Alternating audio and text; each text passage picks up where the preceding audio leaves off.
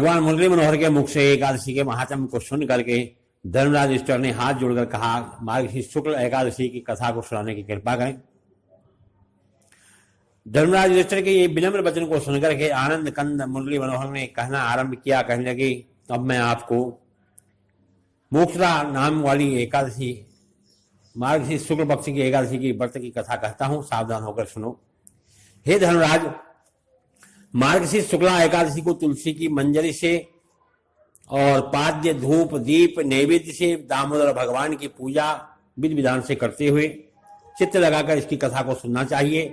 ऐसा करने से वाजपेयी यज्ञ का फल प्राप्त होता है।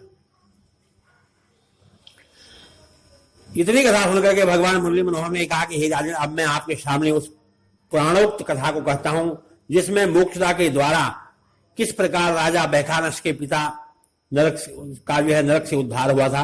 हे राजन, चंपक नामक अत्यंत मनोहर नगर था जिसमें बड़े बड़े विद्वान श्रेष्ठ जन रहा करते थे और उसी नगर में एक बैखानस नाम का राजा रहा करता था जो धर्म पूर्वक पुत्र की तरह अपनी प्रजा का पालन किया करता था। एक दिन का वृतांत है कि उस राजा ने स्वप्न में अपने पिता को नरक में अनेक प्रकार की यातनाओं को भोगते हुए और विलाप करते हुए देखा। कहने के कि हे राजन, स्वप्न में पिता की ऐसी राजा ने अपने पिता की ऐसी दुर्दशा देखी तो राजा को बड़ा क्लेश हुआ। शेष रात्रि को वह सो नहीं सका।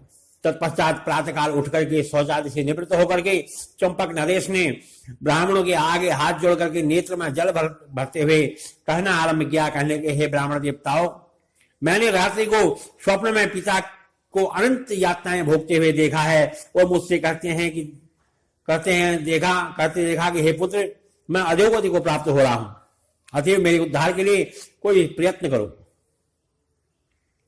हे भूदेव, स्वप्न में इस प्रकार पिता को नरक में क्लेश पाते हुए देख करके मेरा चित्त जो है चिंता की चिता में जलता हुआ चेतना रहित हो रहा है और मुझे इतने बड़े विशाल राज्य और समस्त प्रकार की भोग विलास की वस्तुएं, समस्त सुख संपत्ति, धन, स्त्री, पुत्र, बंधु बांधव आदि, रत्न जड़ सिंहासन आदि में कोई भी सुख नहीं प्रतीत हो रहा है। सब कुछ मेरे को दुखदायी लग रहा है, क्योंकि जिसके माता पिता दुख पाते हैं उस संतान के जीवन को धिक्कार है। अतएव हे विप्रवरो, जिस प्रकार जिस किसी दान से, जिस किसी व्रत से, जिस किसी तप से, योग से या यज्ञादि से मेरे पूर्वजों का मोक्ष हो सके, ऐसा कोई उपाय बताओ जिससे वो नरक की यातनाओं से निपट सके, दूर हो सके उनकी। राजा के वचनों को सुनकर के ब्राह्मण ने कहा कि हे धर्मात्मा भूपाल, आपका विचार अति उत्तम है और आप जैसे पुत्र उत्पन्न करने के लिए ही जननी जगत में प्रसव का महाकष्ट उठाया करती है। हे राजन, यहाँ के कुछ दूर जो है यहाँ से त्रिकाल ऋषि पर्वत ऋषि का आश्रम है, उसके पास जाकर के आप इस समस्या का निदान कर सकते हैं। वहां जाने पर आपके मनोकामनाएं अवश्य पूरी होंगी। ब्राह्मण के वचनों को सुनकर के वो धर्मात्मा राजा ब्राह्मण और मंत्रियों को साथ लेकर के महात्मा पर्वत मुनि के पास जो ही पहुंचा क्यों ही वहां शांत आकृति वाले अनेक ऋग्वेद, यजुर्वेदी, सामवेदी, अथर्ववेदी, ब्रह्म वेदों के अध्याय से करते देखा। उसके बीच में बैठे हुए पर्वत मुनि साक्षात ब्रह्मा की तरह प्रतीत हो रहे थे। तब राजा ने हाथ जोड़ करके उन्हें साष्टांग प्रणाम किया। राजा को प्रणाम करते हुए देख करके मुनि ने उनको आशीर्वाद देते हुए राज्य की कुशल क्षेम पूछी। तत्पश्चात राजा ने कहा कि हे मुनि, यद्यपि आपकी कृपा से मेरे राज्य में सब कुछ सुख शांति और संपन्न है, परंतु फिर भी मुझे एक ऐसा विघ्न आकर के मेरे पास उपस्थित हो गया है जिसे मुझे समस्त राज्य का सुख मिट्टी के समान प्रतीत हो रहा है। अतएव आप उस कष्ट के निवारण के लिए कोई उपाय बतलाइए, इसीलिए मैं आपकी सेवा में आकर के उपस्थित हुआ हूं। राजा के इस प्रकार अनुनय विनय युक्त वचन को सुनकर के मुनि में श्रेष्ठ पर्वत ऋषियों थे, उनने आंख बंद की और मुहूर्त भर के लिए ध्यान लगाया। तत्पश्चात राजा से कहा कि हे राजन, न केवल मैं आपके कष्ट के कारणों को ज्ञात कर चुका हूं, बल्कि आपके पिता के पापों से परिचित हो चुका हूं। ध्यान लगाकर सुनने का कष्ट करो।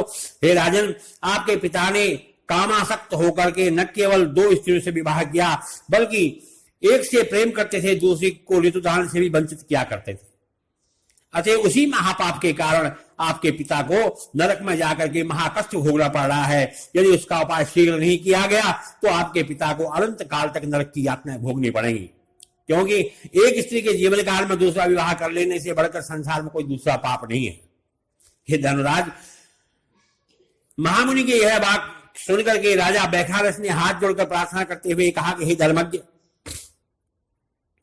जिस दान से, जिस धर्म से, जिस व्रत से मेरे पिता का उद्धार हो, ऐसा कहने की कृपा कीजिए, क्योंकि पिता के नरक में जाने का हाल सुनने के पश्चात मेरे कष्ट का कोई ठिकाना नहीं रहा है। अतः जिस प्रकार पिता के कष्ट का निवारण हो वह बतलाइए और वह मैं करूंगा। राजा की इस प्रकार प्रार्थना सुनकर के पर्वत मुनि कहने लगे कि हे राजन, इसके लिए आप जो है मार्गशीर्ष के शुक्ल पक्ष की एकादशी का व्रत विधि विधान से करें और प्रतिज्ञा करें, न तो मैं प्रथम स्त्री के जीवन काल में दूसरी स्त्री से विवाह करूंगा और न प्रजा में किसी पुरुष को ऐसा करने की आज्ञा दूंगा। यदि किसी दुरात्मा ने ऐसा करने का दुस्साहस किया तो कठिन से कठिन दंड उसको दूंगा। हे राजन, ऐसा करने के पश्चात आपके पिता न केवल नरक से निकल जाएंगे, अभी तो भगवान की कृपा से देवलोक में असुरपुर में जाकर के वास करेंगे, सुखों के स्वामी बन जाएंगे। हे धर्मराज, मुनि के ये वाक्य सुनकर के उन्हें दंडवत प्रणाम करके राजा अपने नगर में आ गया। तत्पश्चात मुनि की बताई हुई प्रतिज्ञा करते हुए राजा बैखानस ने जो ही मार्गशीर्ष शुक्ला एकादशी का व्रत किया, तो ही उसके सारे पापी पिता जो थे अपने पाप से मुक्त होकर के उसको आशीर्वाद देते हुए दिव्य रूप धारण करके स्वर्ग में चले गए। अतः जो मनुष्य मोक्षदा एकादशी का व्रत करेगा वह अपने कुटुंब सहित समस्त सांसारिक सुखों का उपभोग करता हुआ अंत में मोक्ष को प्राप्त होता है। हे धर्मराज, यदि तुम यह उपदेश सुन करके मन में यह संशय करो कि स्वयं मैंने कई विवाह कर रखे हैं तो ठीक नहीं है, क्योंकि मैंने कर्म विवाह माया की शक्ति से अपने अनंत रूप धारण करते हुए रुक्मिणी आदि रानियों के पास मैं सदैव उपस्थित रहता हूं। हे राजन, इसका प्रमाण स्वयं देवर्षि नारद ले चुके हैं। अतः जो मेरी तरह अनेक अपने अनंत रूप धारण कर सकते हैं, इस प्रकार की शक्ति रखता हो अनंत रूप धारण करने की, वह अपनी समस्त पत्नियों को स्वप्न में भी किसी प्रकार का कष्ट नहीं देने की शक्ति रखता हो। वह काम की इच्छा के लिए नहीं बल्कि किसी असाधारण कार्य की सिद्धि के लिए पत्नी के जीवन काल में अन्य विवाह कर सकता है, क्योंकि काम की तृप्ति के लिए अधिक विवाह करना अपयश और नरक को प्राप्त करना होता है। हे राजन, आपको इस विषय में अधिक बतलाने की कोई आवश्यकता नहीं है। मैंने एक भी विवाह काम की इच्छा को लेकर के नहीं किया, बल्कि भक्तों के हित के लिए, भक्तों के हित की कामना के लिए सोचते हुए और किसी विशेष भारी उद्देश्य से किया है। अतएव तुमको मेरे बहु विवाह पर, अनेक विवाहों पर संदेह नहीं करना चाहिए। वह सदैव मेरे मार्ग पर चलना चाहिए। ऐसा करने से न केवल आपको यश की प्राप्ति होगी, बलन सुख भी मिलेगा और वैकुंठ का पद भी प्राप्त होगा। बोलो एकादशी महात्म की जय। श्री कृष्ण गोविंद हरे मुरारे, हे नाथ नारायण वासुदेवा। श्री कृष्ण गोविंद हरे मुरारे, हे नाथ नारायण वासुदेवा।